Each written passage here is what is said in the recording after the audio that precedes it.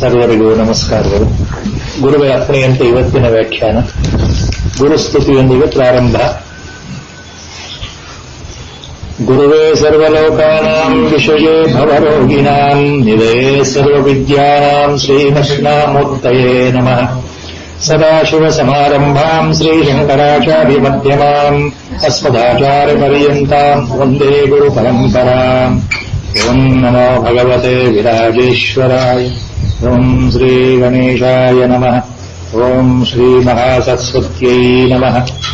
ವಸುದೇವಸುತಂ ದೇವಂ ಕಂಸಚಾಣೂರಮರ್ದನಂ ದೇವಕೀ ಪರಮಾನಂದಂ ಕೃಷ್ಣಂ ವಂದೇ ಜಗದ್ಗುರುಂ. ಮೂಕಂ ಕರೋತಿ ವಾಚಾಲಂ ಪಂಗುಂ ಲಂಘಯತೆ ಗಿರಿಂ ಯತ್ಕೃಪಾತಮಹಂ ವಂದೇ ಪರಮಾನಂದಮಾಧವಂ. ನಾರಾಯಣಂ ನಮಸ್ಕೃತ್ಯ ನರಂ ಚೈವ ನರೋತ್ತಮಂ ದೇವೀಂ ಸರಸ್ವತೀಂ ವ್ಯಾಸಂ ತತೋ ಜಯಮುದೀರಯೇತ್.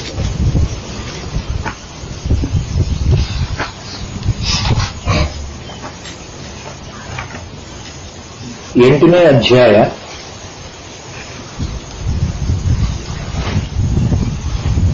ನಾಲ್ಕನೇ ಶ್ಲೋಕಕ್ಕೆ ಬಂದು ನಿಂತಿತ್ತು.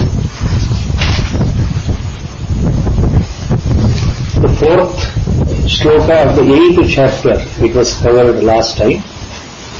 8th chapter, Akshara Brahma Yoga.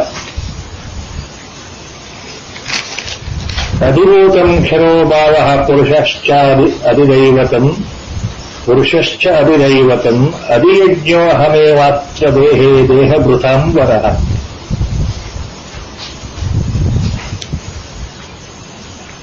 These three words which Lord introduced in the end of 7th chapter, He continued in the next 8th chapter the basic definition. Adhibhuta, Adhidaiva and Adhiyajna. All the three ultimately, Arjuna, remember, I am that Adhibhuta. Remember, I am that Adhidaiva, and remember also, I am that Adhiyajna. 2-3 interpretations were given by Mahatmas last time it was covered. But basic point, these three words, listening today and tomorrow itself we forget the meaning. What is Adhibhuta according to Lord? What is Adhiyajna according to Lord? What is Adhidaiva? Confusion. Confusion because the inner core meaning we have to catch. As for all the Mahatmas, the commentary given by, including the best commentary here is by Jnaneshwar Maharaj. All Acharyas have given the same information on the three words used by Lord. Basic point on it. Adhibhuta again refers to the whole cosmos creation by the 5 primordial elements. ಪಂಚ ಮಹಾಭೂತಗಳಿಂದ ಆಗಿರತಕ್ಕಂಥ ಸೃಷ್ಟಿ, ಅದರ ವೈವಿಧ್ಯತೆ, the diversity, diversification, appearance of so many forms in so many ways with name and appearance, the whole cosmos. Basically 5 elements are responsible. ಪಂಚ ಮಹಾಭೂತಗಳಿಂದ ಸೃಷ್ಟಿ. So the ಪಂಚಭೂತಗಳು ಅಂದ್ರೆ they are constantly in the constant flux, combining, dissociating, combining, dissociating, combining, dissociating in various proportions, various ways. ಪಂಚೀಕರಣ ತತ್ವದಲ್ಲಿ ಛಾಂದೋಗ್ಯೋಪನಿಷತ್ತು ಬರ್ತಕ್ಕಂತಹ ಪಂಚೀಕರಣ ತತ್ವ ಅಂದರೆ ಏನು ಅಂದ್ರೆ 5 ಮಹಾಭೂತಗಳು ತಮ್ಮದೇ ಆದ ರೀತಿಯ ಸಂಯೋಗಗಳನ್ನ, ವಿಯೋಗಗಳನ್ನ ಹೊಂದಿ ಈ ಸೃಷ್ಟಿಗೆ ಕಾರಣವಾಗಿವೆ. ಆಕಾಶ, ಭೂಮಿ, ವಾಯು, ಜಲ, ತೇಜ ಎಲ್ಲವೂ ಸೇರಿ ಈ ಕಾಸ್ಮಾಸ್, ಪ್ರಪಂಚ ಸೃಷ್ಟಿ, ಬ್ರಹ್ಮಾಂಡ ಸೃಷ್ಟಿ. ಅದು ಇವತ್ತಿದ್ದ ಹಾಗೆ ನಾಳೆ ಇರಲ್ಲ. Always it is under transformation. And what is born out of the combination again will go down, disappear in the final pralaya. ಯಾವುದು ಹುಟ್ಟಿದೆಯೋ, ಯಾವ ಆಕಾರ ಬಂದಿದೆಯೋ ಅದು ಹೊರಟೋಗುತ್ತೆ. Even it take the human body itself. Adhibhuta andre the body is primarily made up of a single cell in the mother's womb. ಕೇವಲ ಏಕಜೀವಕೋಶಿಯಾದಂತಹ ಭ್ರೂಣಾವಸ್ಥೆಯಲ್ಲಿರ್ತಕ್ಕಂತಹ ಇದು ಆಕಾರವೇ ಇರತಕ್ಕಂತಹ ಭ್ರೂಣ, the fetus. Gradually development occurs because of the food, and then human form appears, organs appear, everything appears, the growth appears. After the delivery, the complete growth appears. Afterwards, youth period, with all the activity, with all the muscle power, with all the 5 sense organs, the body behaves, changes. Finally, old age withers away, goes down. One fine day it will die. ಮನುಷ್ಯನ ದೇಹವನ್ನೇ ಉದಾಹರಣೆ ತಗೊಂಡ್ರೆ ಅಧಿಭೂತ ಅಂದ್ರೆ ಮೊದಲು ಇಲ್ಲೇ ಇರತಕ್ಕಂಥ ವಸ್ತು ಸೃಷ್ಟಿಯಲ್ಲಿ ಬಂದು ಬದಲಾವಣೆ ಹೊಂದುತ್ತಾ ಆಕಾರದಲ್ಲಿ, ಅದರ ದೇಹದ ತೂಕದಲ್ಲಿ ಎಲ್ಲವೂ ಬದಲಾವಣೆ ಆಗ್ತಾ ಒಂದು ದಿವಸ ತಾನಾಗೆ ನಾಶವಾಗುವಂಥದ್ದು. ಇದು ಅಧಿಭೂತ ಅಂದ್ರೆ ಪ್ರಪಂಚವೂ ಹಾಗೇನೆ. ಅಧಿದೈವ ಅಂದ್ರೆ ಯಾವುದು? ವಾಟ್ ಇಸ್ ಅಧಿದೈವ? According to lord, that jiva, that purusha, that consciousness, cosmic consciousness, it is limited to the body. ದೇಹ ಭಾವದಲ್ಲಿ ಅಹಂ ಪ್ರಜ್ಞೆಯಲ್ಲಿ ಇರತಕ್ಕಂತಹ ನಾನು ಅನ್ನೋ ಒಂದು ಪ್ರತ್ಯಯ ಇದೆಯಲ್ಲ, ಈ ನಾನು ಅನ್ನೋ ಭಾವ, ಅಹಂ ಭಾವ, ಅದು ಪುರುಷ ಅಥವಾ ಜೀವ, ಅದು ಅಧಿದೈವ. ಆ ಪುರುಷ ಯಾರು ಅಂದ್ರೆ ನಾನೇನೆ. That divine principle inside every living organism is Adhidaiva. Even I am that only, Lord says. Adhiyajna. What is Adhiyajna? ಯಾವ ಪರತತ್ವ ಅಂತ ನಾವು ಕರೀತೇವೆ, ಪರಬ್ರಹ್ಮ ತತ್ವ ಅಂತ ಕರೀತೇವೆ, ಪರಮಾತ್ಮ ಅಂತ ಕರೀತೇವೆ, ಆ ಪರಮಾತ್ಮ ಶಕ್ತಿಯೇ ಅಧಿಯಜ್ಞ. ಯಜ್ಞ ರೂಪದಲ್ಲಿ ದೇಹದಲ್ಲಿ ನಾನು ಇದ್ದೇನೆ, ಎಲ್ಲವನ್ನೂ ಸ್ವೀಕಾರ ಮಾಡ್ತೇನೆ. ಯಜ್ಞ ಅಂತಂದ್ರೆ ಇಲ್ಲಿ Acharya Bhagavatpada gives a beautiful Upanishad statement and explains. ಅಧಿಯಜ್ಞ ಮೀನ್ಸ್ ಆಚಾರ್ಯ ಸೇಸ್ ಯಜ್ಞೋ ವೈ Vishnu, Upanishad statement. All forms of yajna are nothing but the form of Vishnu only, form of God only. So when we offer all our actions in the form of sacrifice to the Lord, then it becomes adhiyajna.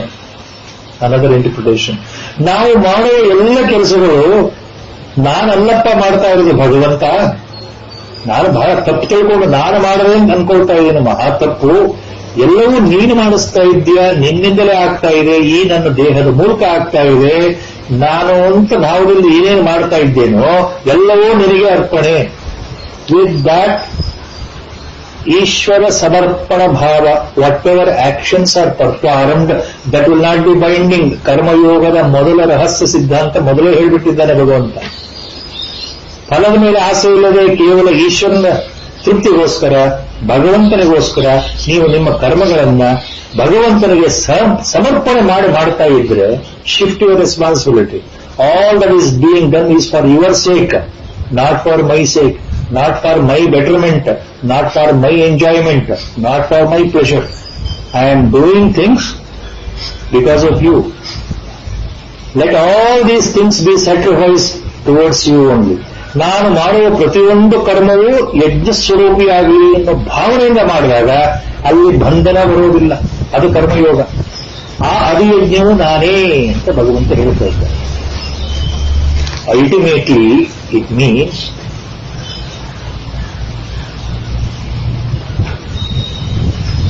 if you want to know really who I am, 7ನೇ ಅಧ್ಯಾಯದಲ್ಲಿ ಬಂದಂತ ಸಮಗ್ರ ರೂಪವನ್ನು ವರ್ಣನೆ ಮಾಡ್ತಾ ಇದ್ದಾನೆ ಭಗವಂತ ಸ್ವಲ್ಪದರಲ್ಲಿ. ಈ ಸಮಗ್ರ ರೂಪ ಅಂದ್ರೆ ಯಾವುದು? ನಾನು ಅಂದ್ರೆ ಯಾರು ಅಂತ ತಿಳ್ಕೊಂಡಿದ್ದೀಯಪ್ಪ? ಅಗೋಚರವಾಗಿರ್ತಕ್ಕಂತಹ, ಅನಾದಿಯಾಗಿರ್ತಕ್ಕಂತಹ, ಆರಂಭವೇ ಇಲ್ಲದೆ ಇರತಕ್ಕಂತಹ, ಹುಟ್ಟು ಸಾವು ಇಲ್ಲದೆ ಇರತಕ್ಕಂತಹ, ನಿಮ್ಮ ಮನಸ್ಸಿಗೆ ಬುದ್ಧಿಗೆ ಮೆಲುಗದೆ ಇರತಕ್ಕಂತಹ, ಯಾವ ಶಬ್ದಗಳಿಂದಲೂ ಹೇಳದೇ ಇರತಕ್ಕಂತಹ ವಸ್ತು ಏನಿದೆಯೋ, ಅಖಂಡ ವಸ್ತು ಅಂತ ಏನಿದೆಯೋ, ಆ ಪರತತ್ವ ಏನಿದೆಯೋ ಅದು ನನ್ನ ಪರಾಪ್ರಕೃತಿ. ದಟ್ ಈಸ್ ಮೈ ಪರಾಭಾವ, my highest nature. The entire cosmos, living beings, appearance of the whole creation, that is my ಅಪರಾ ಪ್ರಕೃತಿ. So, para cannot be visualized. ಬ್ರಹ್ಮತತ್ವ cannot be understood. It cannot be understood ಅಂದ್ರೆ ಅರ್ಥ ಏನು ಅಂದ್ರೆ ಅದು ನಮ್ಮ ಬುದ್ಧಿಗೆ ಮನಸ್ಸಿಗೆ ಎಷ್ಟೇ ಯೋಚನೆ ಮಾಡಿದರೂ ನಿಲ್ಲದೇ ಇರತಕ್ಕಂಥ ವಸ್ತು ಪರತತ್ವ. ಯಾಕೆ ನಿಲ್ಕೋದಿಲ್ಲ ಅಂದ್ರೆ ನಾವು ಸ್ವತಃ ಅದರಾಗಿದ್ದೇವೆ. ಮೂಲ ಸ್ವರೂಪದಲ್ಲಿ ನಾವು ಸ್ವತಃ ಆತ್ಮತತ್ವವೇ ಆಗಿರುವುದರಿಂದ ಆತ್ಮನ ಬಗ್ಗೆ ತಿಳ್ಕೊಳ್ಳಿಕ್ಕೆ ಮತ್ತೆ ಇನ್ಯಾವ ವಸ್ತುವು ಬೇಕಾಗಿಲ್ಲ. ಸ್ವಯಂ ಪ್ರಮಾಣ, ಸ್ವಯಂ ಸಿದ್ಧವಾಗಿರೋ ವಸ್ತು, ಸ್ವಯಂ ಪ್ರಕಾಶವಾಗಿರೋ ವಸ್ತು ಅದು ನಾನೇ. ಆದ್ದರಿಂದ ನನ್ನ ಬಗ್ಗೆ ನಾನೇ ಹೇಳಲಿಕ್ಕೆ ತಿಳ್ಕೊಳ್ಳಿಕ್ಕೆ ಸಾಧ್ಯವೇ ಇಲ್ಲ. ಯಾವ ರೀತಿ ಕಣ್ಣು, ವೇದಾಂತದ ಉದಾಹರಣೆ ಆಚಾರ್ಯರು ಕೊಡ್ತಾರೆ. ಈ ಕಣ್ಣು ಇದರಿಂದ ಎಲ್ಲವನ್ನೂ ನೋಡಬಹುದು. ಆದರೆ ಈ ಕಣ್ಣು ಎಲ್ಲವನ್ನೂ ನೋಡೋ ಶಕ್ತಿ ಇದ್ರು ತನ್ನ ಕಣ್ಣನ್ನ ತಾನೇ ಕಣ್ಣು ಸ್ವತಃ ನೋಡ್ಕೊಳ್ಳಿಕ್ಕೆ ಸಾಧ್ಯವಿಲ್ಲ. The eye can see the whole cosmos, but the eye as an organ of sight cannot see itself, cannot visualise itself. ಹಾಗೆ ಮೂಲ ಆತ್ಮಸ್ವರೂಪರೇ ಆಗಿರೋದ್ರಿಂದ ಆತ್ಮನ ಬಗ್ಗೆ ತಿಳುವಳಿಕೆಯನ್ನು ಪ್ರಶ್ನೆ ಬರೋದಿಲ್ಲ. ಆತ್ಮನಲ್ಲೇ ನಾವು ಆತ್ಮನಾಗಿಯೇ ಇರೋದ್ರಿಂದ ಇದು ಹೊಸದಾಗಿ ಇನ್ನೊಂದು ವಸ್ತು ಎದುರುಗಡೆ ಇದ್ರೆ ಅದನ್ನು ತಿಳ್ಕೊಳ್ಬಹುದು. ಬೇರೆ ವಸ್ತು ಇಲ್ಲದೆ ಇರೋದ್ರಿಂದ there is nothing apart from Atma or Paratashva, so it cannot be visualized, it cannot be understood, it can only be experienced. You have to abide by that. We have to trust our Guru's words. We have to trust our Jnani's words. But your Atma Swarupa means, yes, I have to believe in that. How is this Atma Swarupa? Mind cannot think in duality. Buddhi cannot think in duality. I cannot see it in duality. We cannot touch it.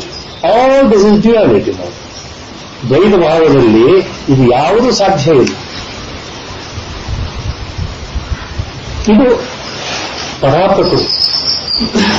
ಇದರ ವ್ಯಕ್ತ ಸ್ವರೂಪ, this unmanifest original causeless cause, the original undestructible, unexplainable, which cannot be understood by the mind, that manifests in the form of apara-prakriti, means cosmos. Apara-prakriti ಅಂದ್ರೆ ಪ್ರಪಂಚ, ಪರಾಪ್ರಕೃತಿ ಅಂದ್ರೆ ಪರಮಾತ್ಮ. ಪರಮಾತ್ಮ ಅಲ್ಲಿ ನಿರಾಕಾರವಾಗಿದ್ದಾನೆ, ಪ್ರಪಂಚ ನಮಗೆ ಸಾಕಾರವಾಗಿದೆ. ನಾವು cosmos is visible, cosmos can be experienced by our sense organs. So, both put together is my ಸಮಗ್ರ ರೂಪ. ಇವೆರಡೂ ಸೇರಿದ್ರೆ ನನ್ನ ಸಮಗ್ರ ರೂಪ ಅಂತ ಭಗವಂತ ಹೇಳ್ತಾ ಇದ್ದಾನೆ.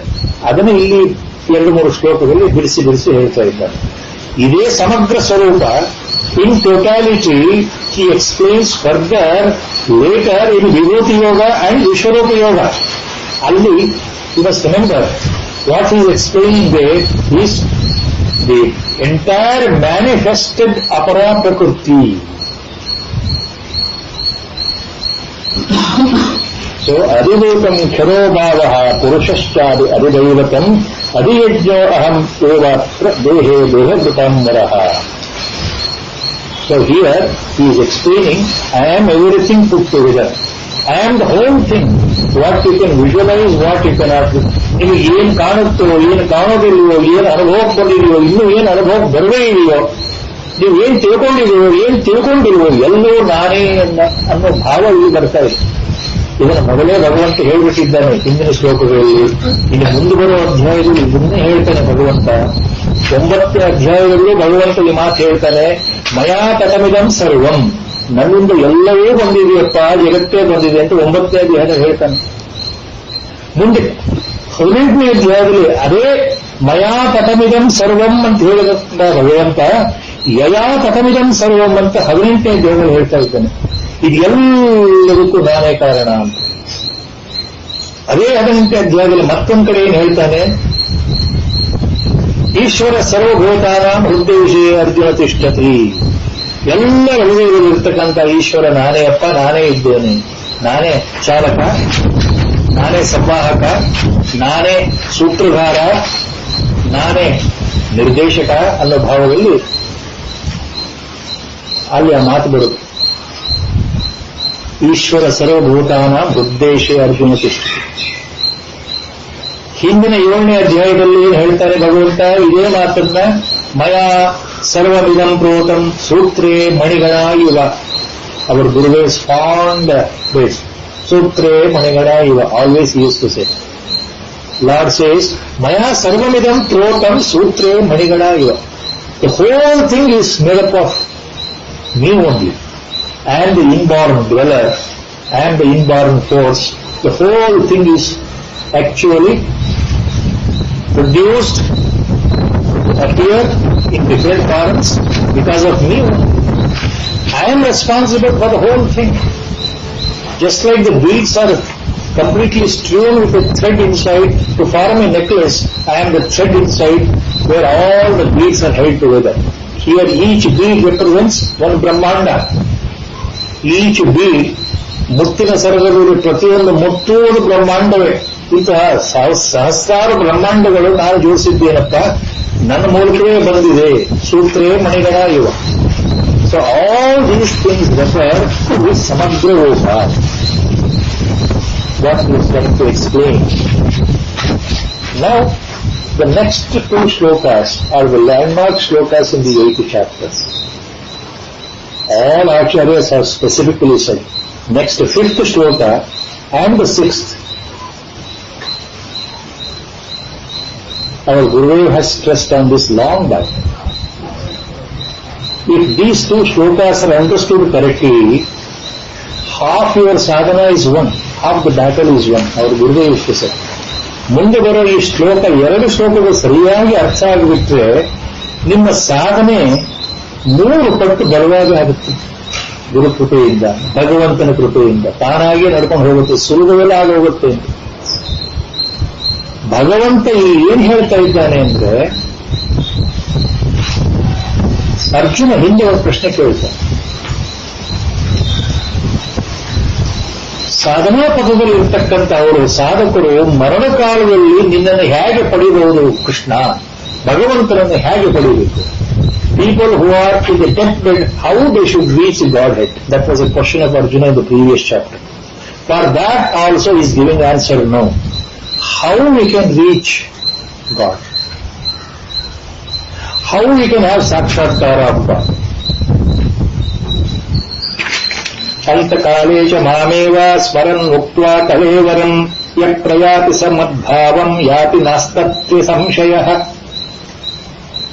So it is a very simple, direct meaning.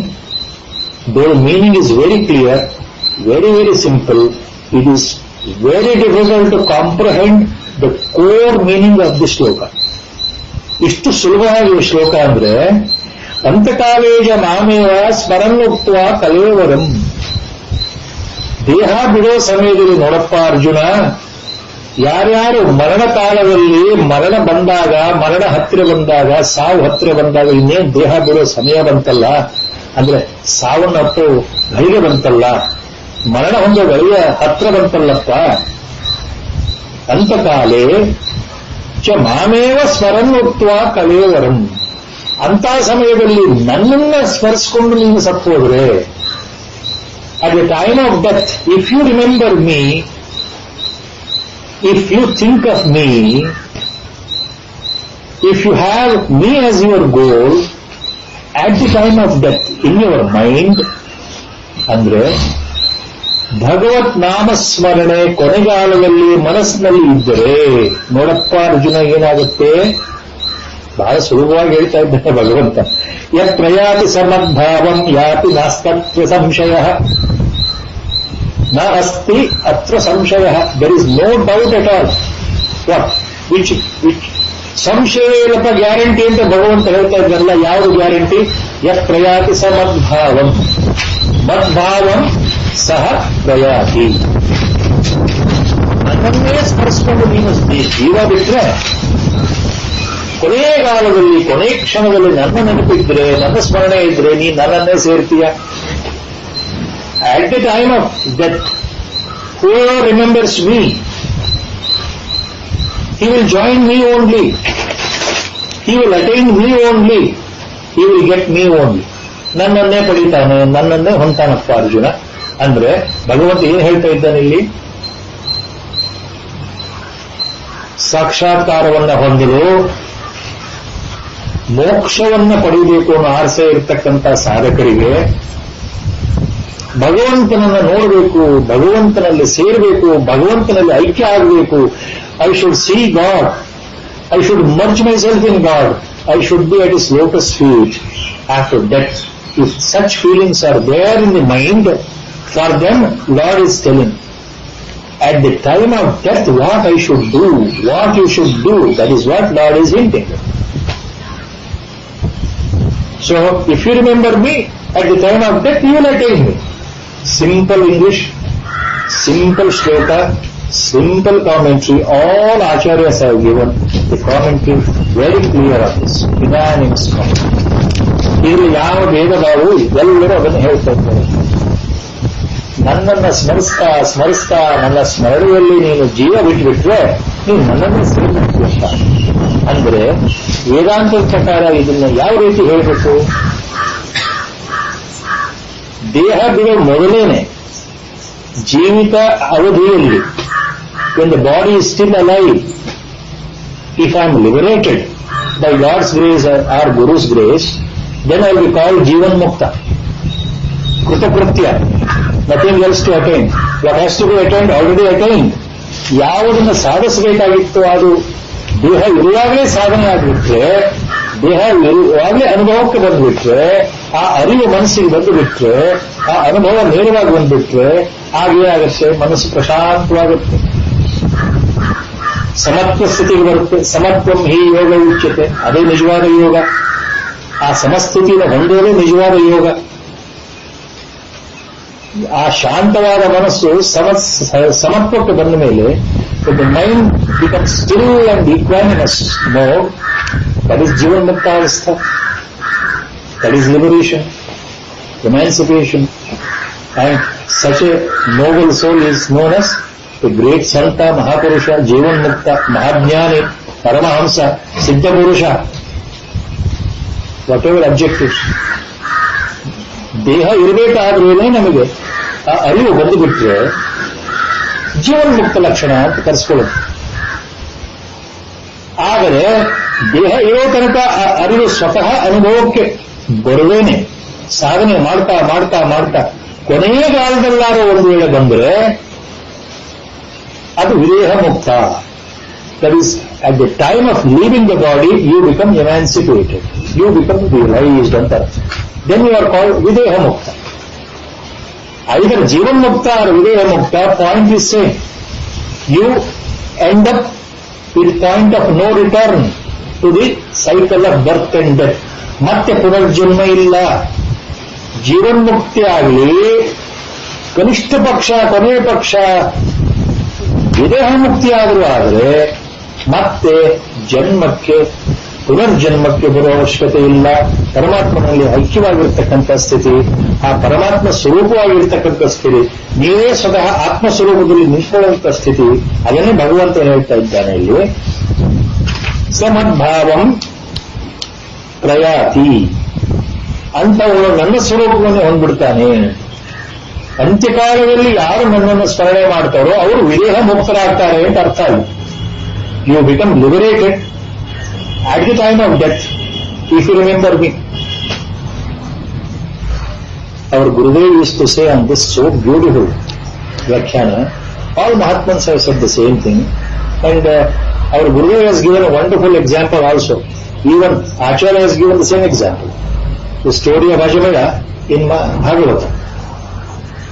There are normal interpretation is first I will tell you, then what our Gurudev said I will tell you later. Adding to that, Ajamila was a great Brahmin, a noble Brahmin, Veda Parangata, married with children, but due to his prarabdha and vasanas of the previous birth, Agara, Duradrushtakke, now he comes in contact with a low caste Chandala Kanya, and then he becomes attracted towards her. ಒಬ್ಬ ಚಾಂಡಾಲ ಕನ್ಯೆ, ನಿಮ್ಮ ಜಾತಿಯ ಕನ್ಯೆಯಲ್ಲಿ ಆತನ ಅನುರಕ್ತಿ ಬಂದು ಹೆಂಡತಿ ಮಕ್ಕಳನ್ನ ಬಿಟ್ಟು ಈ ಬ್ರಾಹ್ಮಣನಾಗಿರ್ತಕ್ಕಂಥ ಹಾಜಿಮಳ ಅವ್ರ ಜೊತೆಗೆ ವಾಸ ಮಾಡಕ್ಕೆ ಶುರು ಮಾಡುತ್ತಾನೆ. ಮದ್ಯ ಮಾಂಸಗಳನ್ನ ಭಕ್ಷಣೆ ಮಾಡ್ತಾ, ಹೆಂಡವನ್ನು ಕುಡಿತಾ, ಮಾಡಬಾರದ ಅಪಚಾರಗಳನ್ನ ಮಾಡುತ್ತಾ, ಚಂಡಾಲನ ಥರ ಜೀವನ ಮಾಡ್ತಾನೆ ಅಜಮೇಳ ಕೊನೆಗಾಲದಲ್ಲಿ. ಆ ಇನ್ನೊಂದು ಕನ್ಯೆ ಜೊತೆಗೆ ಅವನು ಸಂಸಾರ ಮಾಡ್ತಾ ಇರ್ಬೇಕಾದ್ರೆ ತನ್ನ ಹಿಂದಿನ ಹೆಂಡತಿ ಮಕ್ಕಳ ಸಹವಾಸ ಪೂರ್ತಿಯಾಗಿ ಬಿಟ್ಬಿಡ್ತಾನೆ. ಆ ಹೊಸ ಸಂಬಂಧದಲ್ಲಿ ಚಾಂಡಾಲ ವೃತ್ತಿ ಆತನ ಧರ್ಮಭ್ರಷ್ಟವಾಗುತ್ತೆ, ಜಾತಿಯಿಂದ ಹೊರಗಾಗ್ತಾರೆ ಆತನ. He will be excommunicated because he becomes a ಚಾಂಡಾಲ. He starts eating meat including dog meat. ಶವಚನಾಗಿ ಉಳಿತಾನೆ, ಮಾಂಸ ಭಕ್ಷಣೆ ಮಾಡ್ತಾನೆ, ಹೆಂಡತಿ ಉಳಿತಾನೆ, ಎಲ್ಲವನ್ನೂ ಮಾಡಬಾರದು ಎಲ್ಲವನ್ನೂ ಮಾಡ್ತಾನೆ. ಅಲ್ಲಿ ಆತನಿಗೆ ಮಕ್ಕಳಾಗತ್ತೆ. ಮತ್ತೆ ಅಂತಹ ಅಜಮಿಳ ತನ್ನ ಎಲ್ಲ ಸಂಸ್ಕಾರವನ್ನ ಮರೆತು, ತಾನು ಬ್ರಾಹ್ಮಣ ಅನ್ನೋದನ್ನ ಮರೆತು, ತನ್ನ ಜಪ ತಪ ಅನುಷ್ಠಾನಗಳನ್ನ ಮರೆತು ಒಬ್ಬ ಸಾಧಾರಣ ಚಂಡಾಲಂತರ ಜೀವನ ಮಾಡ್ತಾನಲ್ಲ, ಅವನು ಎಂಥ ನೀಚನಾಗಿ, ಎಂತಹ ಅಧಮನಾಗಿ, ಎಂತಹ ನರಕಕ್ಕೆ ಹೋಗ್ಬೇಕು ಅಂದ್ರೆ ಕೊನೆಗಾಲದಲ್ಲಿ ಏನಾಯ್ತು, ಅವನಿಗೆ ನೀರಡಿಕೆ ಆಯಿತು ಅಂತ ಮಗನ ಕರೆದ, ನೀರು ಬೇಕು ಅಂತ ಕರೆದ. ನಾರಾಯಣ ಅಂತ ಮಗನ ಹೆಸರು. ಅದಕ್ಕೊಂದು ಉಪಕಥೆ ಇದೆ. ಆ ಮಗನಿಗೆ ನಾರಾಯಣ ಅಂತಾನೆ ಯಾಕೆ ಹೆಸರು ಆ ತಾಯಿ ಇಟ್ಟು ಅನ್ನೋದು ಬೇರೆ ಒಂದು ಕಥೆ ಇದೆ, ಅದು ದೊಡ್ಡ ಕಥೆ ಆಗುತ್ತೆ, ಅದು ಬೇಡ. So he had one son there named by his second wife as Narayana. So he remembers him, calls him Narayana, Narayana, because he wanted water, he was thirsty, he was about to die. So what happened? He dies before Narayana could bring the water. So the Yamaloka, the people come to take him to hell. ಆತನ ಯಮಲೋಕಕ್ಕೆ ಕರ್ಕೊಂಡು ಹೋಗ್ಲಿಕ್ಕೆ, ಶಿಕ್ಷೆ ಕೊಡ್ಲಿಕ್ಕೆ ಯಮದೂತರು ಬರ್ತಾರೆ ಯಾಕೊಂಡು ಹೋಗ್ಲಿಕ್ಕೆ ಅಂತ ಆ ಜೀವವನ್ನ. ಆಗ ವಿಷ್ಣುದೂತರು ಬರ್ತಾರೆ, ಯಮದೂತರಿಗೆ ಹೇಳ್ತಾರೆ, ಇವನು ಸಾಯುವ ಸಮಯದಲ್ಲಿ ನಾರಾಯಣ ನಾರಾಯಣ ನಾರಾಯಣ ಅಂತ ಕೂಗಿದ್ರಿಂದ ಈತನು ವೈಕುಂಠ ಲೋಕ ಅಧಿಕಾರಿ, ಆದ್ರಿಂದ ನಿಮಗೆ ಅಧಿಕಾರ ಇಲ್ಲ, ಈತನನ್ನ ನರಕಕ್ಕೆ ಕರ್ಕೊಂಡು ಹೋಗುವ ಅಧಿಕಾರ ಇಲ್ಲ, ಶಿಕ್ಷಕರ ಅಧಿಕಾರ ಇಲ್ಲ. ನಾರಾಯಣ ಶಬ್ದ ಮಾತ್ರದಿಂದ ಈತನಿಗೆ ವೈಕುಂಠ ಲೋಕ ಪ್ರಾಪ್ತಿ ಆಗ್ತಾ ಇದೆ. ವಿಷ್ಣುದೂತರು ಆ ಮಾತು ಹೇಳಿದ ಮೇಲೆ ಯಮದೂತರು ವಾಪಸ್ ಹೋಗ್ತಾರೆ, ಹೌದಲ್ವಾ? So the divine angels from Vaikuntha tell those people that he is not fit enough to go to hell, but he is fit enough to come to Vaikuntha because he has taken the Lord Narayana's name, our Lord's name. That is Ajamala's story. Story in Munda, but our point is only this one. So this point here is, all people have explained, all Mahatmas, even without this knowledge, he wanted water. Actually, he never thought of praying Lord Narayana.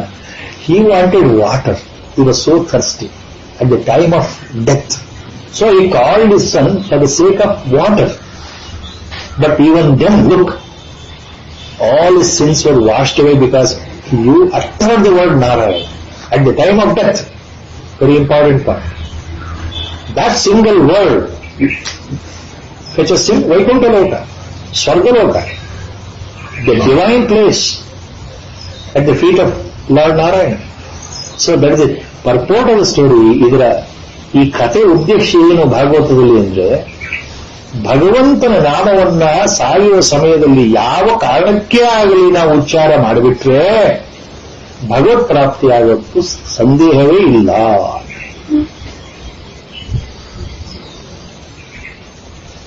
ಈಗ second interpretation, what our Gurudev gave on this.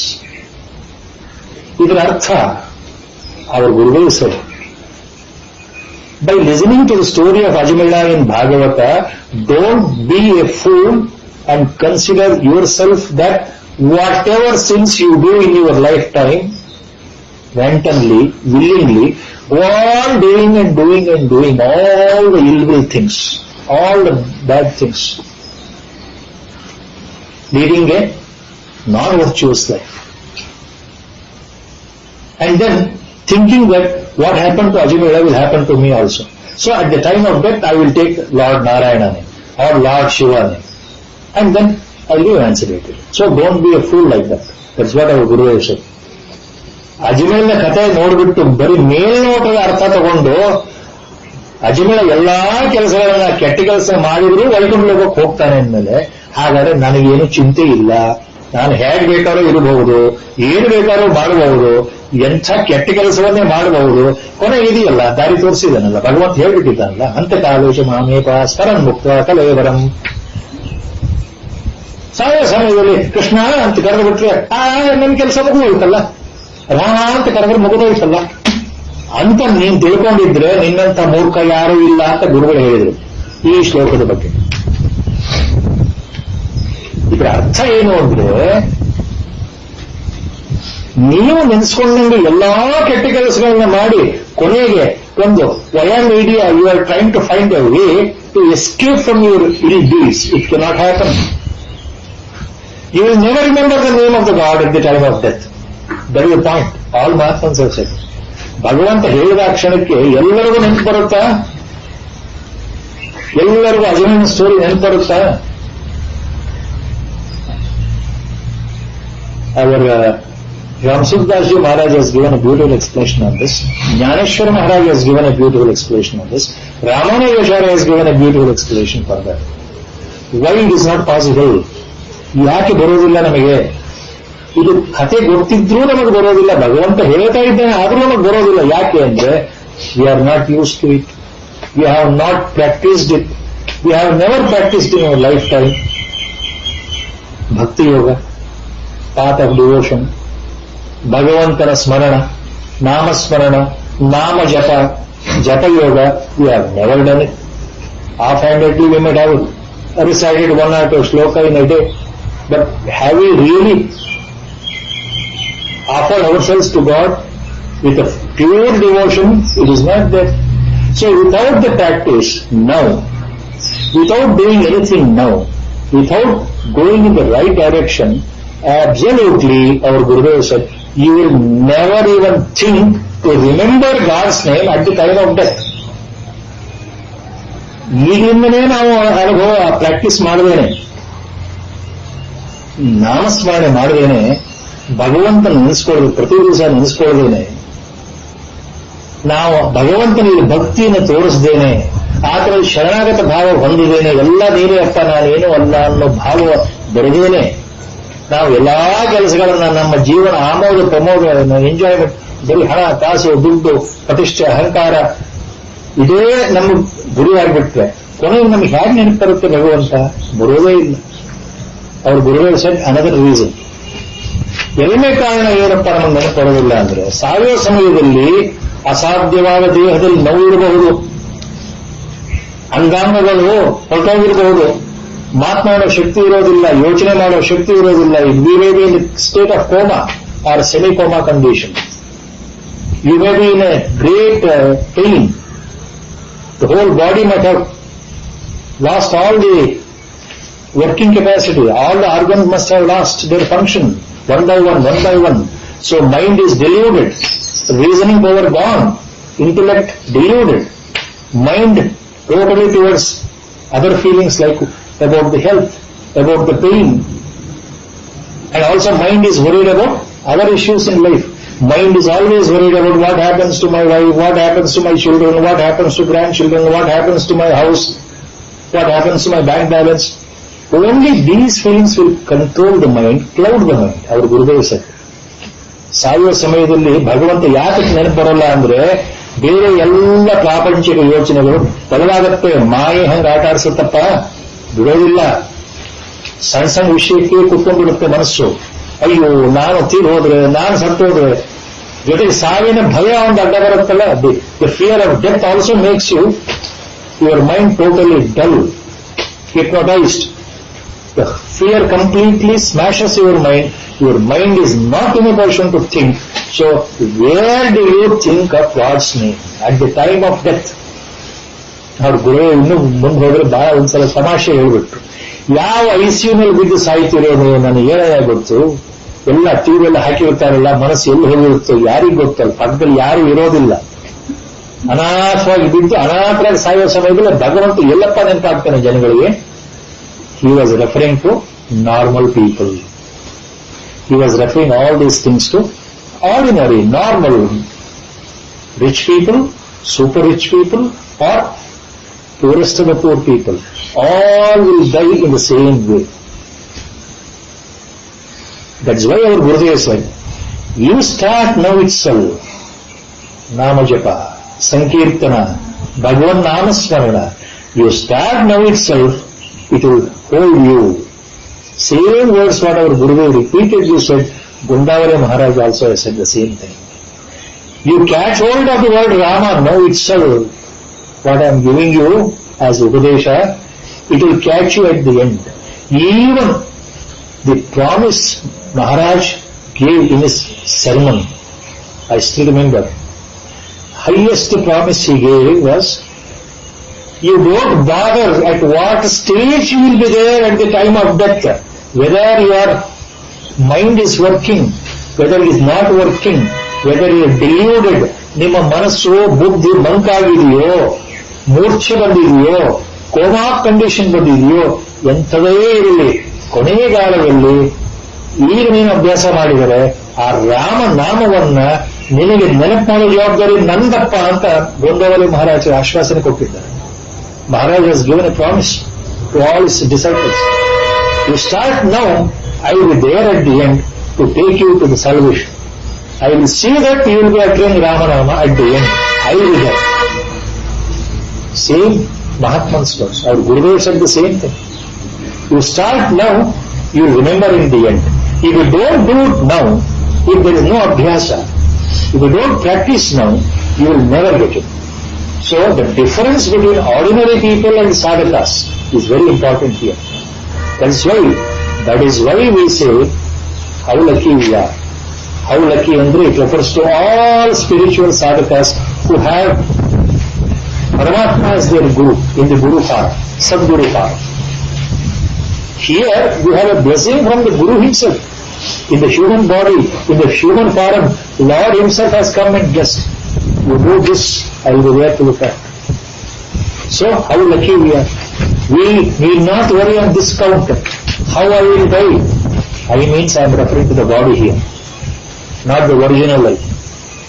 How I am going to die, where I will die, what will be the condition, which hospital I will be there, what problem I will have, how much pain I will have. Let us forget all those things because assurance is there by our Gurudev. You are practicing Nama Japa, practicing Namasmarana. So, when we are on the right path as guided by the Guru, Guru Maharajana ಕೃಪೆಯಿಂದ ನಮಗೆ ದಾರಿ ಸಿಕ್ಕಿದೆಯಲ್ಲ, ಇನ್ನು ಯಾಕೆ ಯೋಚನೆ? ಇದು ಗುರುಗಳು ಹೇಳಿದ್ರು. ನಾನು ನಿಮ್ಮನ್ನು ಕಾಪಾಡ್ತೇನೆ ಮುಂದೆ, ಈಗ ನೀವು ಶುರು ಮಾಡಿದ್ದೇನೆ ಕೊನೆಗಳಿಗೆ ರಾಮ ಕೃಷ್ಣ ಅನ್ಲಿಕ್ಕೆ ಬರೋಲ್ಲಪ್ಪ, ಆ ನೆನಪೇ ಬರೋದಿಲ್ಲಪ್ಪ. ನಿಮ್ಮ ಇಷ್ಟ ದೇವತಾ ರೂಪ ನೆನಪು ಬರಬೇಕು ಅಂದ್ರೆ ಆ ಸಮಯದಲ್ಲಿ ಇಲ್ಲಿಂದನೇ ಪ್ರಾರಂಭ ಮಾಡಿ ನಿಮ್ಮ ಸಾಧನೆ ಶುರು ಮಾಡಿ. ಗುರುಗಳು ಯಾವಾಗಲೂ ಹೇಳ್ತಾ ಇದ್ರು. His famous statement, another statement was, an ounce of practice is better than tons of literature. ನೀವು ಸಾವಿರಾರು ಗ್ರಂಥ ಓದಿರಬಹುದು, ವೇದಶಾಸ್ತ್ರ ಓದಿರಬಹುದು, ಪಾರಂಗತ ಆಗಿರಬಹುದು, ಎಕ್ಸ್ಪರ್ಟ್ ಆಗಿರಬಹುದು, you may give wonderful commentary on Upanishads. It was no use if you don't practise. ಬರೀ ಇನ್ನೊಬ್ಬರು ಉಪದೇಶ ಕೊಡಲಿಕ್ಕೆ ಗಂಟೆಗಟ್ಟಲೆ ಮಾತಾಡಬಹುದು, ಪ್ರವಚನ ಕೊಡಬಹುದು, ಏನು ಉಪಯೋಗ ಇಲ್ಲ. ಸ್ವತಃ ನೀವು ಪ್ರಾಕ್ಟೀಸ್ ಮಾಡಬೇಕು, ಸ್ವತಃ ಸಾಧನೆ ಮಾಡಬೇಕು. ನೀವು ಏನು ಮಾತಾಡಿದ್ರೆ ಎಲ್ಲೋ ವ್ಯರ್ಥ. Everything is a waste. So an ounce of practice is better than tons of literature. Our Gurudev's such beautiful sentences which have entered here, I wish everybody should remember all these things. Small things. Small things. So you understand then how lucky we are. Really we are. Because we are at the lotus feet of our Guru. Who has shown the way. ನಮಗೆ ದಾರಿ ತೋರಿಸಿರೋದು ಯಾರು? ನಮ್ಮ ಗುರು ಪರಮಾತ್ಮ ತೋರಿಸಿದ್ದಾನಲ್ಲ. ಆ ದಾರಿಲಿ ಹೋಗ್ತಾ ಇದ್ದೀವಿ, ಆ ಸಂತೋಷ ನಮಗಿರಬೇಕು ಹೊರತು ನಾಳೆ ಏನಾಗುತ್ತೆ, ನಾಡದ್ದು ಏನಾಗುತ್ತೆ, ನನಗೆ ಸಾಕ್ಷಾತ್ಕಾರ ಯಾವಾಗುತ್ತೆ, ಈ ಜನ್ಮದಲ್ಲಿ ಬರುತ್ತೋ ಇಲ್ವೋ, ಕೊನೆಗಾಲದಲ್ಲಿ ಬರುತ್ತೋ ಇಲ್ವೋ, ಈ ಸಂಶಯಗಳಿಗೆ ದಾರಿ ಕೊಡುವಂತ ಪ್ರಶ್ನೆ ಬರಬಾರದು. We should never think of such feelings in the mind. No questions in the mind. When you are full faith in guru, Sadguru, our Paramatma Swarupa, Sadguru, when I have surrendered myself at his feet, no questions whatsoever tomorrow. ನಾಳೆ ಏನಾಗುತ್ತೆ ಆ ಚಿಂತೆ ಬರಬಾರದು, ಅದು ಖಂಡಿತ ಬರಬಾರದು. ಸಾಧನೆ ಬಲವಂತ ಆಗ್ತಾ ಚಿಂತೆ ತಾನಾಗಿ ಬಿಟ್ಟು ಹೋಗುತ್ತೆ. ಮೊದಲು ಬರಬಹುದು, You will come to a stage when you will never think of tomorrow in the real sense, in the Adhyatma sense. Everything is preordained, and I am lucky enough, God has held my hand in the form of my Guru. My Guru and God both are one and the same. He has shown the way. Always let me remember, ಗುರುವಿನ ಮಾತನ್ನ ಪದೇ ಪದೇ ಪದೇ ಪದೇ ನೆನಪು ಮಾಡ್ಕೊಳ್ಳೋದಿದೆಯಲ್ಲ, that is a real type of contemplation, ಮನನ. ಭಗವಂತ ಗುರುಗಳು ಏನು ಹೇಳಿದ್ದಾನೆ ಅದು ನಮಗೆ ಶ್ರವಣ ಕೇಳಿದ್ದೇವೆ, ಅದನ್ನು ನೆನೆಸ್ಕೊಳ್ತಾ ಇರೋದು ಮನನ. ಶ್ರವಣ ಆಗೋಗಿದೆ, ಆದರೆ ಈಗ ಮನನ ಆಗಬೇಕು, ನಮಗೆ ಪ್ರತಿ ದಿವಸವೂ ಆಗಬೇಕು ಅಂತ ಅರ್ಥ. ಅದನ್ನೇ ಭಗವಂತ ಹೇಳ್ತಾ ಇದ್ದಾನೆ. ಕೊನೆಗಾಗಲಿ ನೀನು ನನ್ನನ್ನು ನೆನೆಸ್ಕೊಂಡು ನನ್ನಲ್ಲೇ ಸೇರಿಬಿಡ್ತೀಯ ಅಂತ. ಎಷ್ಟು ಸುಲಭ ಇದೆಯೋ ಅದಷ್ಟೇ ಕಷ್ಟ ಅಂತ. ಗುರುದೇವರು ಇನ್ನೊಂದು ಮಾತು ಹೇಳಿದರು, ಅಜಮೇಳ ಅಂಥ ಕೆಟ್ಟ ಕೆಲಸಗಳನ್ನ ಮಾಡಿದ್ರು, ಚಂಡಾಲ ವೃತ್ತಿ ಮಾಡಬಾರದು, ಮಹಾಬ್ರಾಹ್ಮಣ ಎಲ್ಲ ಮಾಡಿದ್ರು ಕೊನೆಗೆ ವೈಕುಂಠಕ್ಕೆ ಹೋಗ್ತಾನೆ ಅಂದ್ರೆ ಕೇವಲ ಬರೀ ನಾರಾಯಣ ಅಂತ ಅವನು ಹೇಳಿದ ಕೂಡಲೇ ಹೋಗಿಲ್ಲಪ್ಪ. ಅವನು ಮೊದಲು ಹುಟ್ಟಿದ ಗಳಿಗೆಯಿಂದ ಯಾವ್ಯಾವ ಸತ್ಕರ್ಮಗಳನ್ನ ಮಾಡ್ತಾ ಬಂದ ಮಹಾಬ್ರಾಹ್ಮಣ, ವೇದ ಪಾರಂಗತ, ಧ್ಯಾನ, ತಪಸ್ಸು, ಜಪ ಎಲ್ಲವನ್ನೂ ಮಾಡ್ತಾ ಇದ್ದಲ್ಲ, ಆ ಸಂಸ್ಕಾರದ ಬಲ ಆತನನ್ನ ಕರ್ಕೊಂಡು ಹೋಯ್ತು. ಕೇವಲ ನಾರಾಯಣ ಅಂತ ಹೇಳಿಕೊಳ್ಳಿ ಅವನು ಹೋಗ್ಲಿಲ್ಲ, ಅವನು ಮಾಡಿದ ಸಂಸ್ಕಾರ ಇತ್ತಲ್ಲ, ಆತನ ಫಲ ಇತ್ತಲ್ಲ, ಅದು ಕೊನೆ ಗಳಿಗೆಯಲ್ಲಿ ಆತನಿಗೆ ಸಿಗೋ ಹಾಗೆ ಮಾಡಿತು. ಮೊದಲು ಅವನು ಪ್ರಾರ್ಥನೆ ಮಾಡ್ತಾ ಇದ್ನಲ್ಲ, ಮೊದಲು ಬೈಲ್ಪೂಜೆ ಮಾಡ್ತಾ ಇದ್ನಲ್ಲ. He was a great ದೈವಭಕ್ತ ಅಜಮೇಳ. He was well versed in tapas, penance, japa, homa, havana, yaga, everything he has done, and all those things have given the fruits in the end. ಆದ್ರಿಂದ ಅಂತ್ಯಕಾಲದಲ್ಲಿ ಭಗವತ್ ಸ್ಮರಣೆ ಆಗಬೇಕು ಅಂದ್ರೆ ನಮಗೆ ಭಗವಂತನ ಕೃಪೆ ಇರಬೇಕು, ಗುರುವಿನ ಕೃಪೆ ಇರಬೇಕು. ಅದು ನಾವು ಈಗಲೇ ಮಾಡಬೇನೆ. ಈಗ ನಾವು ಬೇಕಾಬಿಟ್ಟಿಯಾಗಿ ಅಯ್ಯೋ ಭಗವಂತ ಹೇಳಿದ್ದಾನಲ್ಲ ಕೊನೆಯಲ್ಲಿ ರಾಮ ಅಂದ್ರೆ ನಾವು ಮುಕ್ತಿ ಬಂದ್ಬಿಡುತ್ತೆ ಅಂತ ಇವಾಗ ನಾನು ಏನು ಹೇಳಬೇಕಾಗಿಲ್ಲ ಅನ್ನೋ ಕುತರ್ಕ ಮಾತ್ರ ಆಗಬಾರದು. ಆಲ್ ಆಚಾರ್ಯಸ್ have said the same thing. Looking in the story of Ajamila, you should not go by the outer meaning. Just because without his knowledge he uttered the word Narayana, he did not go to Vaikuntha Loka. We should remember, we cannot behave like Ajamala. Because, are we like Ajamala in the beginning? Have we done penance? Have we done tapas? He was a great Brahmana, Mahabrahmana. ಮಹಾದೈವ ಶಕ್ತಿ ಇರ್ತಕ್ಕಂಥವನು, ಮಹಾಶಕ್ತಿವಂತ ಸಂಪನ್ನ, ಸಾತ್ವಿಕ ಸಂಪನ್ನ ಬ್ರಾಹ್ಮಣ ಆಗಿದ್ದ. ನಾವು ಹಂಗಾಗಿದ್ದೀವ? ಇಲ್ವಲ್ಲ. ಆದ್ದರಿಂದ ನಮ್ಮ ಪ್ರಯತ್ನ ನಾವು ಮಾಡ್ತಾನೇ ಇರಬೇಕು ಅನ್ನೋ ಅರ್ಥ. ಇದೇ ಅರ್ಥವನ್ನು ಮುಂದಿನ ಶ್ಲೋಕಗಳು ಮತ್ತೆ ಭಗವಂತ ಹೇಳ್ತಾ ಇದ್ದಾನೆ. ಏನ್ ಹೇಳ್ತಾ ಇದ್ದಾನೆ ಈಗ? ಯಂ ಯಂ ವಾಪಿ ಸರನ್ ಭಾವಂ ತ್ಯಜತ್ಯಂತೆ ಕಲೇವರಂ ತಂ ತಮೇವೈತಿ ಕೌಂತೇಯ ಸದಾ ತದ್ಭಾವಭಾವಿತಃ ಸದಾ ತದ್ಭಾವಭಾವಿತಃ ತಂ ತಮೈವೈತಿ ತಂ ಏವೈತಿ. ಯಾರು ಎಂ ಎಂ ವಾಪಿ ಸ್ಮರನ್ ಭಾವಂ ತ್ಯಜತ್ಯಂತೆ ಕಲೇವರಂ, ಮತ್ತದನ್ನು ಹೇಳ್ತಾ ಇದ್ದಾನೆ ಬೇರೆ ರೀತಿಯಲ್ಲಿ. ಯಾರ್ಯಾರು whosoever thinks a particular thing at the time of the next point. If you think me, you will attain me. That is one point. To make it clear. ಹಾಗಾದ್ರೆ ಭಗವಂತ ನೀನು ನೆನಪು ಬರುವೆ, ಬೇರೆ ಏನಾರು ನೆನಪು ಬಂದು ನಾನು ಸತ್ತು ಹೋದ್ರೆ ಅವಾಗ ಏನಾಗುತ್ತೆ ಅನ್ನೋ ಪ್ರಶ್ನೆ, ಅದಕ್ಕೆ ಉತ್ತರ. So what happens if I don't remember your name at the time of death? Tell me lord. That is the question, our question. We are very clear in our questions. We are intellectuals in such a way that we know how to put the questions. So if I don't remember you, what happens? See, that is my question. For that Lord is answering you. If you don't remember me, if you remember something else at the time of death, ಸಾಯುವ ಸಮಯದಲ್ಲಿ ನಿಮಗೆ ಯಾವುದೋ ಬೇರೆ ಭಾವಗಳು, ಬೇರೆ ಆಲೋಚನೆ, ಬೇರೆ ಸಂಕಲ್ಪಗಳು, ಬೇರೆ ರೀತಿ ಭಾವನೆಗಳು ಮನಸ್ಸಿಗೆ ಬಂದ್ರೆ ಆ ಭಾವನೆಗೆ ತಕ್ಕ ಹಾಗೆ, ಆಲೋಚನೆಗೆ ತಕ್ಕ ಹಾಗೆ ನಿಮ್ಮ ಮುಂದಿನ ಜನ್ಮ ಆಗತ್ತಪ್ಪ Arjuna. In whatever way you think, in whatever ಸಂಕಲ್ಪ you get at the time of death, whatever desire you get at the time of death, accordingly you become in the next birth. ವಿದೇಹ ಮುಕ್ತ ಅಲ್ಲ ಇಲ್ಲಿ, ಮತ್ತೆ ಪುನರ್ಜನ್ಮ. You come back. According to the samskara, whatever desire came in your mind in the end, bad end of your life, that will decide your future birth. So what you think, you become Mantartha. In simple English, the phrase is, what you think at the time of death, you become. Accordingly, your next birth. ಇದಕ್ಕೆ ಬಹಳಷ್ಟು ಉದಾಹರಣೆ ಕೊಟ್ಟಿದ್ದಾರೆ ಮಹಾತ್ಮರು. ತಮ್ ತಮಯ ವೈತಿ ಕೌಂತೆಯ ಸದಾ ತದ್ಭಾವ ಭಾವಿತ. So it is your previous vasanas, it is your previous samskaras, your swabhava throughout the life, what is there, what you have done, that will decide the type of feeling here in the time of death. ನಾವು ಈ ಜನ್ಮದಲ್ಲಿ ಏನೇನು ಪಡ್ಕೊಂಡು ಬಂದಿದ್ದೇವಲ್ಲ, ನಮ್ಮ ಸ್ವಭಾವ ಏನಿದೆಯಲ್ಲ, ನಾವು ಏನು ಮಾಡ್ತಾ ಇದ್ವಲ್ಲ, ನಮ್ಮ ಮನಸ್ಸು ಏನು ಹೋಗಿತ್ತಲ್ಲ, ಅವೆಲ್ಲವೂ ಸೇರಿ ಕೊನೆಗಾಲದಲ್ಲಿ ನಮಗೆ ಕೆಲವು ಆಸೆಗಳು ಬರುತ್ತೆ, ಕೆಲವು ಭಾವನೆಗಳು ಬರುತ್ತೆ. ಹೆಚ್ಚಿನ ಮಟ್ಟಿಗೆ ಹಣಕಾಸಿನ ಬಗ್ಗೆ ಬರುತ್ತೆ, ಮನೆ ಬಗ್ಗೆ ಬರುತ್ತೆ, ಆಸ್ತಿ ಬಗ್ಗೆ, ಮನೆ ಅಂದ್ರೆ ಆಸ್ತಿ ಬಗ್ಗೆ ಮನಸ್ಸು ಓಡ್ತಾ ಇರುತ್ತೆ, ಮಕ್ಕಳ ಬಗ್ಗೆ ಬರುತ್ತೆ, ಮೊಮ್ಮಕ್ಕಳ ಬಗ್ಗೆ ಬರುತ್ತೆ. ಅತಿವಾದ ಪ್ರೀತಿ, ಹೆಂಡತಿ ಇರ್ಬೋದು, ಮಕ್ಕಳು ಇರ್ಬೋದು, ಗಂಡ ಇರ್ಬೋದು, ಮೊಮ್ಮಕ್ಕಳು ಇರ್ಬೋದು, ಅವ್ರ ಬಗ್ಗೆ ಯೋಚನೆ, ಏನಪ್ಪ ಅವ್ರ ಮುಂದೆ ಗತಿ ಏನು, ಅವ್ರ ಗತಿ ಏನು, ನಾನು ಹೋದ್ಮೇಲೆ ಅವ್ರನ್ನ ಯಾರಪ್ಪ ಕಾಪಾಡೋದು, ಅದೇ ಯೋಚನೆ. ಈ ಸಲ ನಾನಾ ವಿಧವಾದ ಯೋಚನೆಗಳು ಬಂದಾಗ ಯೋಚನೆಗಳಿಗೆ ತಕ್ಕ ಹಾಗೆ ಪುನರ್ಜನ್ಮ ಅಂತ Arjuna.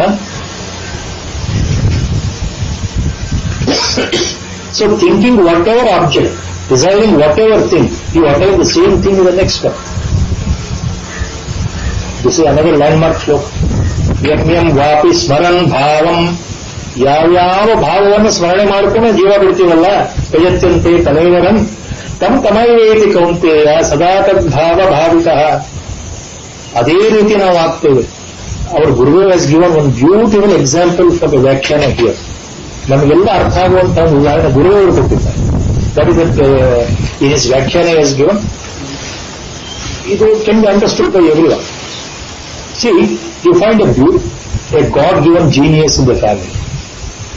You observe, so many examples are there. In some families, parents may not be genius. A child becomes prodigal genius.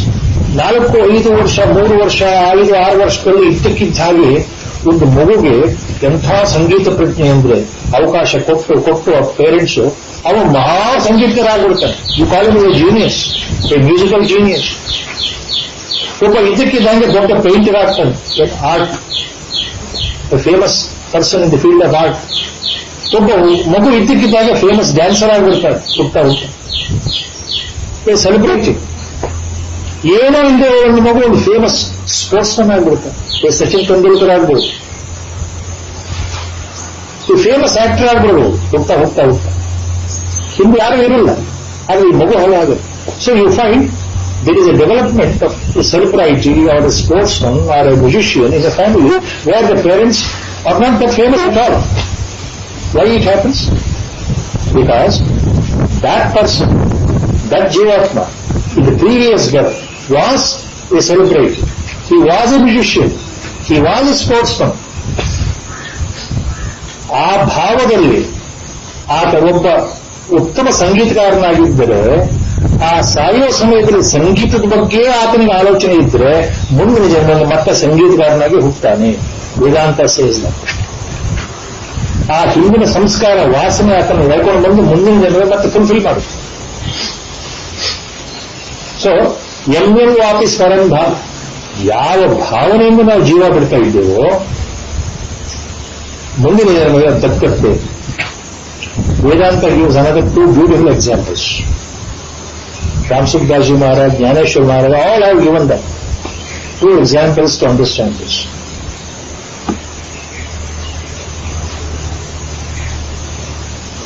ತನ್ನ ಬಂಧು ಬಳಗ, ಹೆಂಡತಿ, ಮಕ್ಕಳು ಮೊಮ್ಮಕ್ಕಳ ಬಗ್ಗೆ ತುಂಬಾ ಆಸೆ ಇಟ್ಕೊಂಡು ತೀರ್ ಹೋಗ್ಬಿಟ್ರೆ, ಸಾಯೋ ಸಮಯದಲ್ಲಿ ಬರೀ ಅದೇ ಯೋಚನೆ ಬರ್ತಾ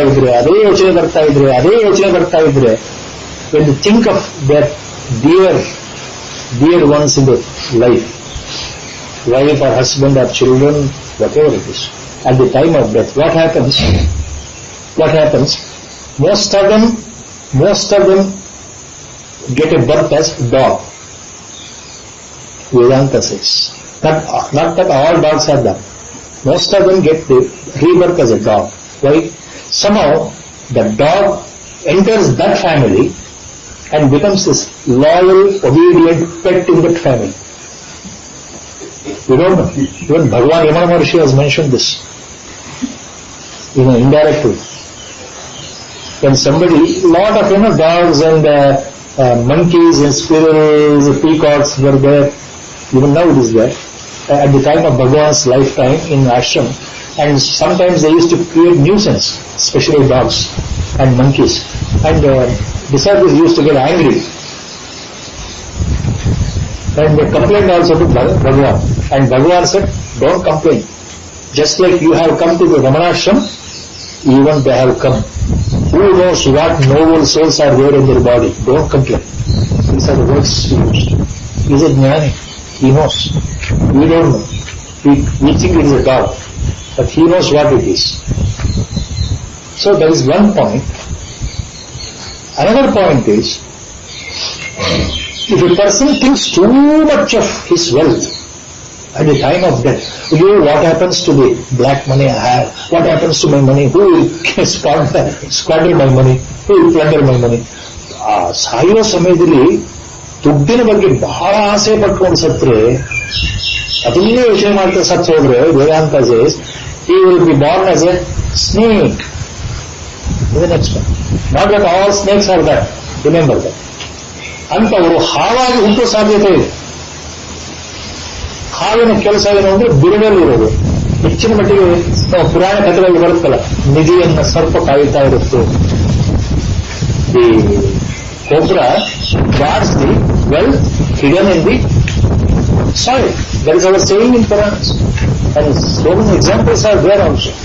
The idea is that they are born as snakes. Our Ramayana example, how a dog is born called Sarameya. The dog says, it tells Rama that I was a great monk, head of a religious matha, religious monastery.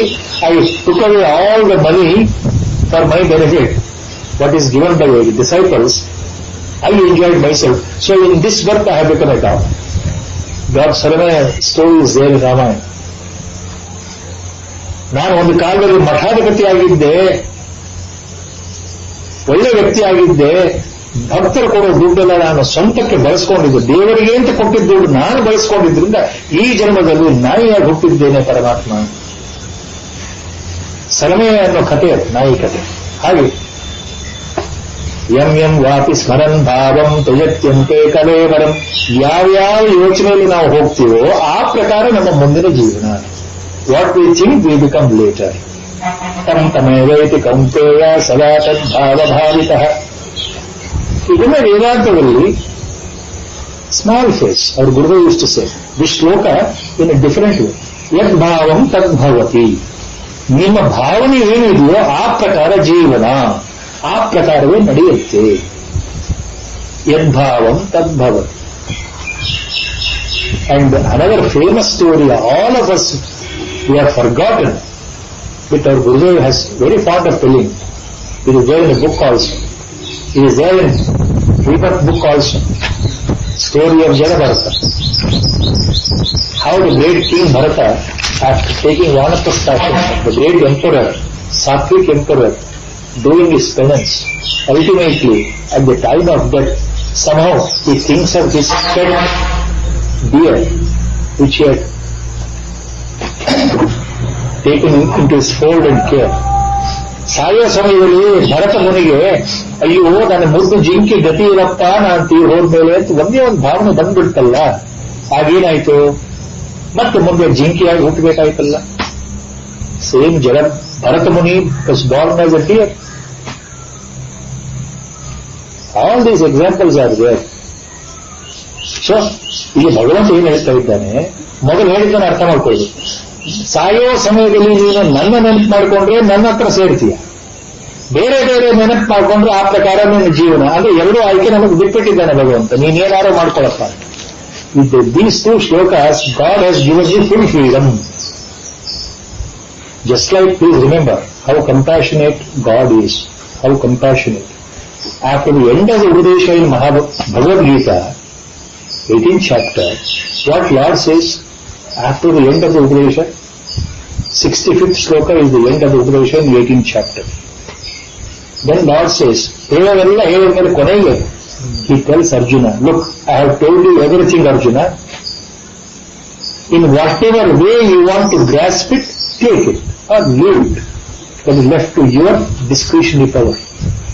ನಾನು ಹೇಳೋ ಉಪದೇಶವನ್ನು ಎಲ್ಲ ಹೇಳಿಬಿಟ್ಟಿದ್ದೇನಪ್ಪ ಅರ್ಜುನ, ಇದನ್ನು ಸ್ವೀಕಾರ ಮಾಡೋದು ಬಿಡೋದು ನಿನಗೆ ಸಂಬಂಧಪಟ್ಟ ವಿಷಯ.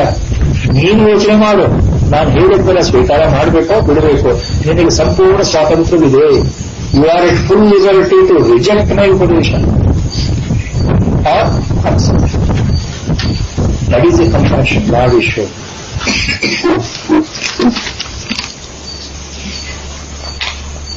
ಇಲ್ಲಿಗೆ ಗುರುವಿನ ಸಂಕಲ್ಪ ಇವತ್ತಿನ ವ್ಯಾಖ್ಯಾನ ಮುಗಿತಾ ಇದೆ.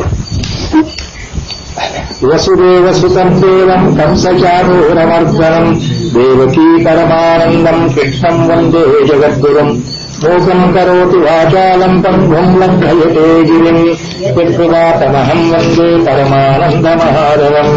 ನಾರಾಯಣಂ ನಮಸ್ಕೃತ್ಯ ನರಂ ಚೈವ ನರೋತ್ತಮಂ ದೇವೀಂ ಸರಸ್ವತೀಂ ವ್ಯಾಸಂ ತತೋ ಜಯಮುದೀರಯೇತ್.